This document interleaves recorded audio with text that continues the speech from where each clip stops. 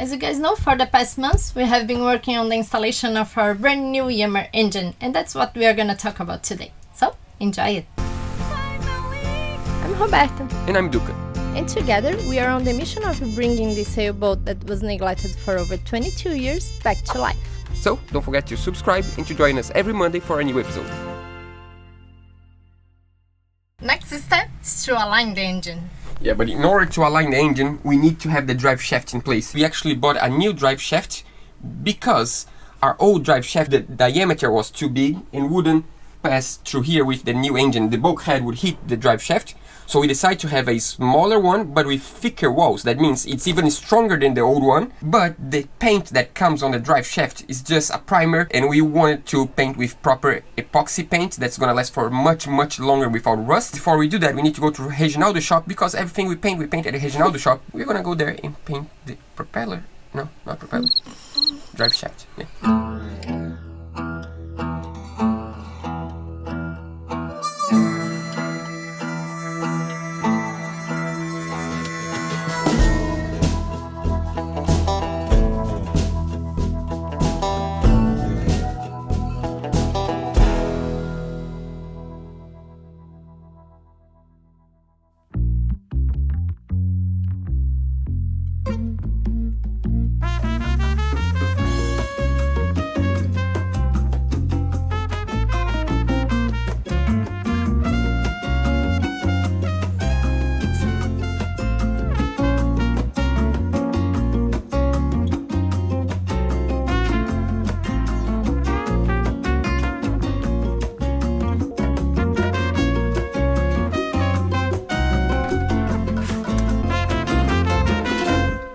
Looking spiffy. Spiffy. Yeah, by the way, we just gave 2 coats of epoxy primer and 2 coats of polyurethane paint to protect, and now we just need to put this in place.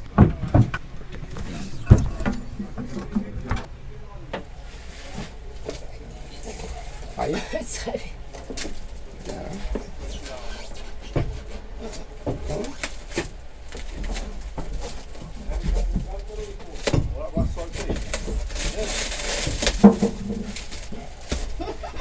We did it! That's perfect. The man just arrived.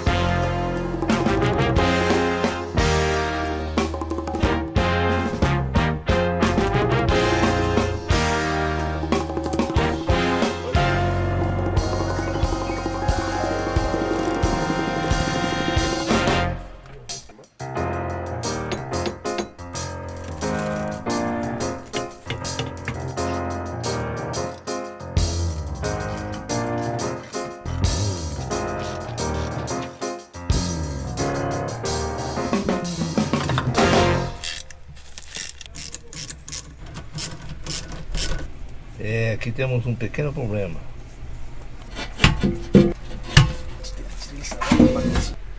Então aqui o ângulo certo é reto.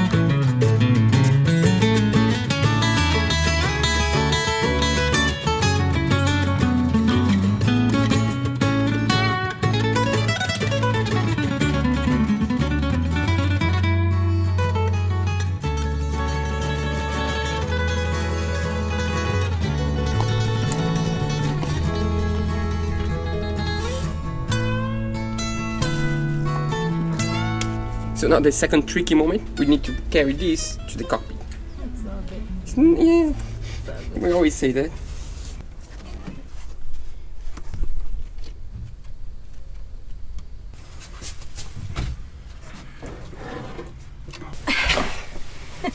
That's it. I mean, no, that's not it. Just the beginning. Yeah, we did the two worst parts. That was to get this up the board and then from the transom to here. Without scratching anything. Yeah. Every time we did that before, we scratched some paint somewhere, and today we don't want to do that because we want to, you know, be able to install today and apply Sikaflex and screw in place and be over with this task. And if we scratch something, that means we need to paint and wait until tomorrow. That's not gonna happen. Until now, it's so good. Until now, it's so good, but now we need to put in place and not scratch in any of these screws. We have like, I don't know, 28 screws that we need to put all at the same time and try not to scratch around the... Let's stop rambling and let's work. work. Yeah, she's the boss. She knows when we need to work.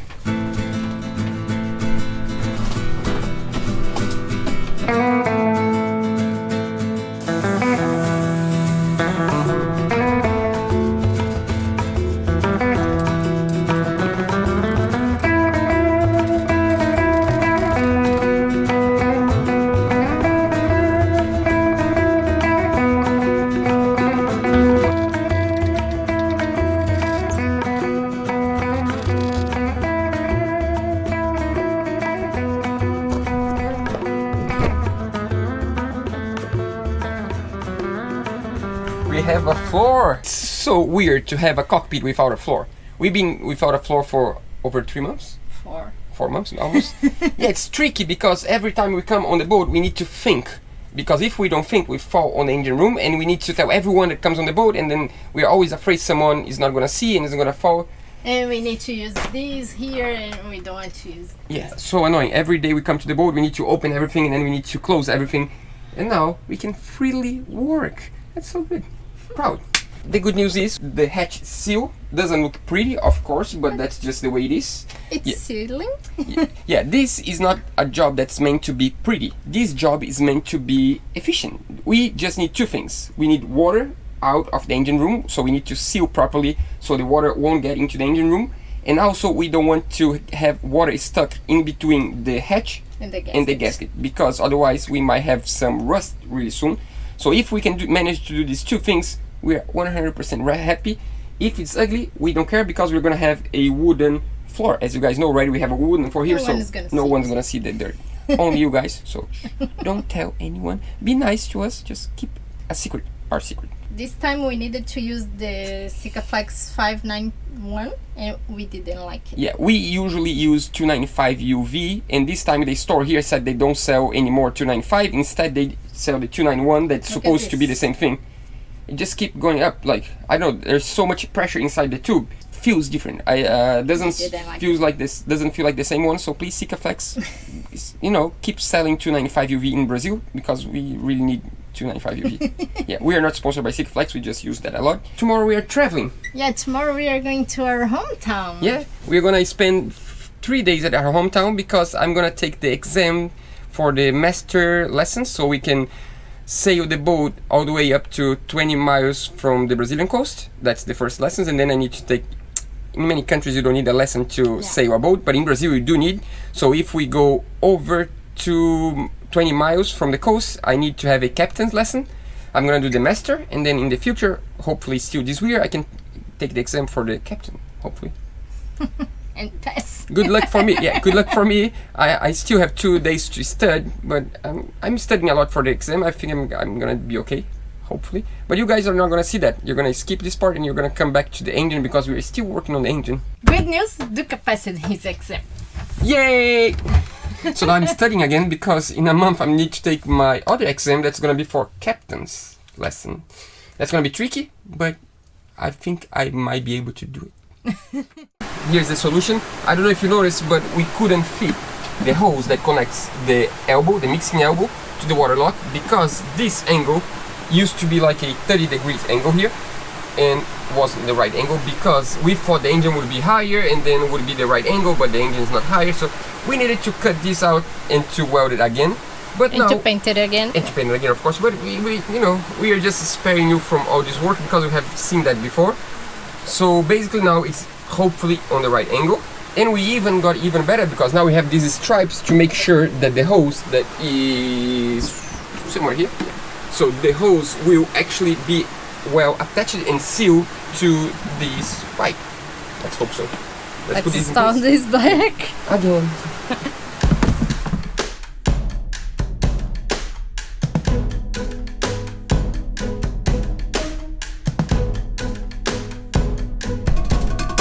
I think now it's gonna work. The water lock is finally back in place, really tight, working.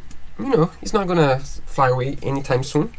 And now I think we have the right angle. See, it's straight, and then we just do a little turn, and this goes into the mixing elbow. This hose is specifically for this purpose, so it can bend a little bit. So now we just connect this side, and then we do a little bit of work, and fit this side. It's like a glove. Yep. Now we are talking. Aha.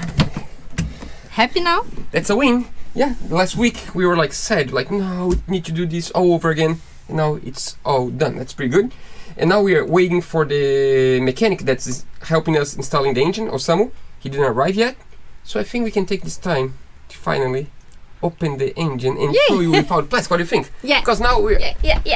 because the idea now is to start connecting hoses and everything, and for that he's gonna need to do that anyways. So I think we can do that before he arrives. So we can do it with time and enjoy, right? Yeah. Let's do it.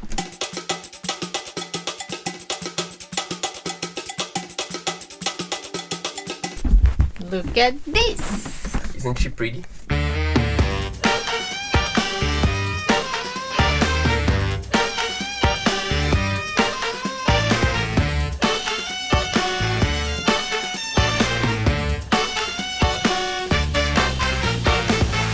Kelly's really pretty. By the way, I'm not sure if we mentioned that, but Kelly is a Yamaha engine, 54 horsepower, 4 cylinders. The engine model is a 4J85E, and the gearbox, we chose a different gearbox. Standard with this engine comes usually the gearbox KM35P. We chose to upgrade the gearbox for a bigger one. This is a KM4A, and the reason for that is because this gearbox has a 7 degrees angle, and that made possible for us to align the engine better with the waterline. And also because we wanted a stronger gearbox, because we have a really heavy boat, a steel boat, that we wanted, you know, a little bit stronger gearbox. It's pretty good. I'm really excited. I can't wait to see this fire up, and this is going to be really soon. Right now we're just waiting for the mechanic to come, because we're going to start today, I think, connecting the hoses. And once we connect the hoses, we just need to connect the wires, and then connect to the battery, and then it's like... It's really awesome. Can't wait for it.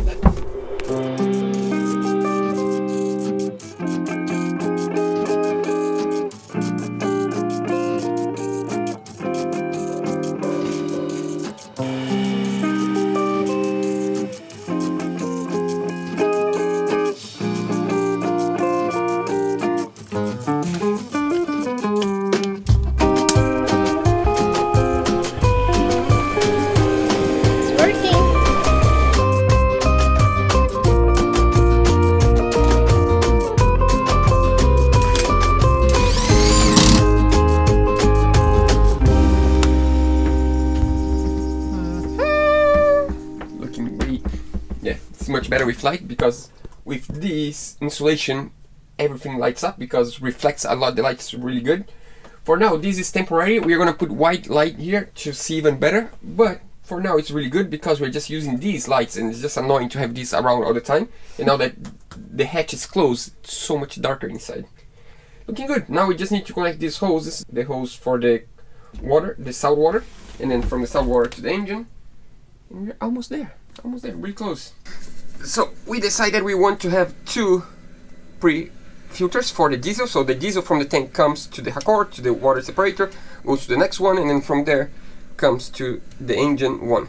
So we thought about installing this here because I think it's just space that we're not going to use for anything. And in this way we don't use space from the engine room, because we're going to install here first, but then it's hard to move around and to replace the other filter here, and I think here is going to be much better.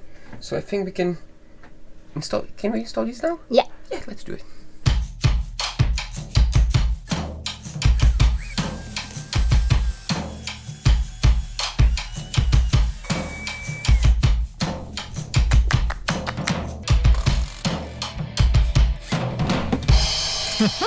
I think it's just perfect.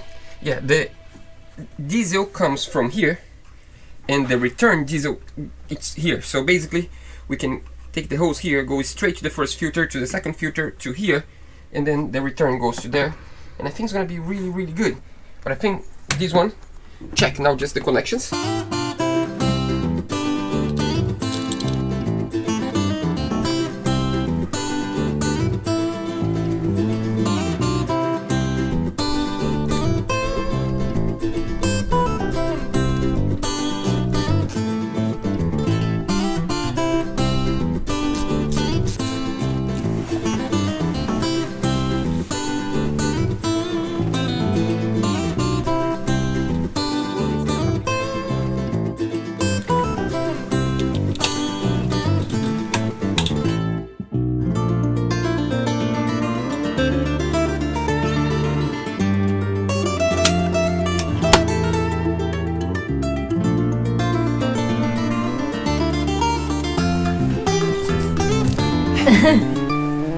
We needed to replace this one for a thicker one. Yeah, because the diameter on this engine for the water heater is different. The other one was 1/2 inch. This is 3/4, I guess. So we need to do it again. And it goes here, straight to the bottom, all the way there.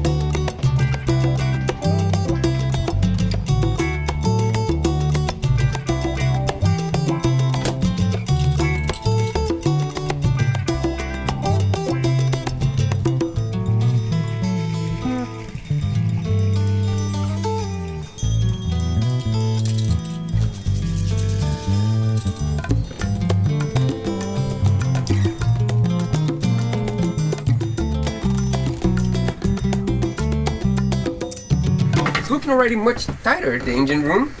The problem is that in a boat everything shakes, like vibrates, and when it vibrates it can cut hoses that are touching any sharp corner.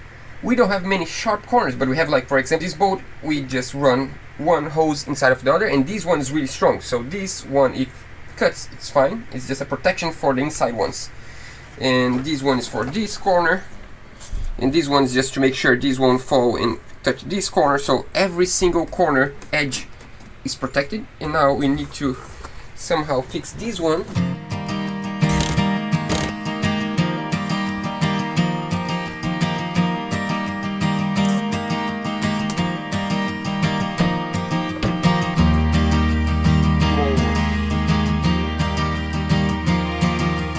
Look who's back! Me! He's alive! He's alive! Meeting Kelly for the first time. Hopefully stay for a while, hopefully. Meeting Kelly for the first time. Yeah, yes. Meeting Kelly. Kelly's so pretty. So small. Okay. So it's almost done. It's almost ready. Yes. Shaft is in place already. Updating. Updating Fred. Updating again. She wanted to do a big entry on the last scene. We are almost there. Yeah, really close. We're getting there, but for two reasons we cannot start the engine today yet. Why? We don't have the hose that connects the salt water to the engine Yeah, yet. we need one hose from the valve to the saltwater filter, and from here to the engine. And every store in town was out of stock, because we used to have a, this kind of black hoses, but we want a silicone one that we can see inside of the hose. So if we have any clog on the hose, we know what's the problem. And also, this engine has a different diameter. We used to use 1.1 of an inch, and now it's 1 inch. And also because the travel lift. Yeah, we would need to have a travel lift to turn on the engine, to start the engine, but the marina won't let us start the engine without the travel lift, because it can shake the boat and the boat can fall from the stand. It's not going to happen, but it's just the rules are the rules. So we decide we don't want to do all this effort, because we need to take out the backstays and it's a lot of work and it costs us money, and we can wait for another month to go to the water and start a month to go to the water. Yeah, we are really close to go to the water, because the plan is to take our car to our hometown and come without a car and move full time to the boat and splash the boat and set sail.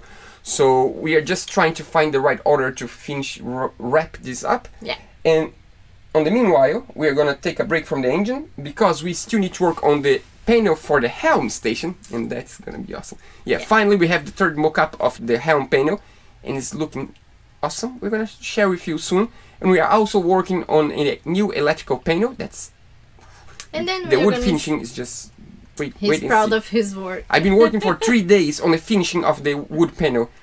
And now we are planning the finishing on the wood of the boat. One day. We are dreaming.